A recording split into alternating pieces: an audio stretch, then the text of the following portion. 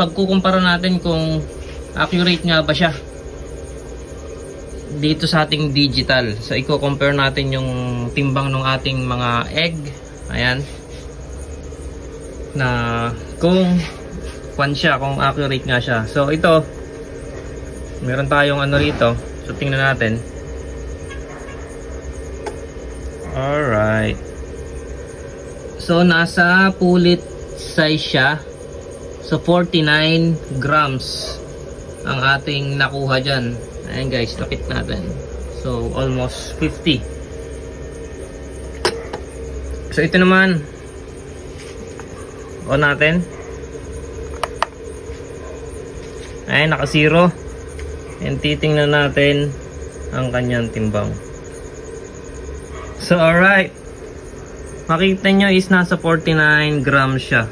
So meron lang siyang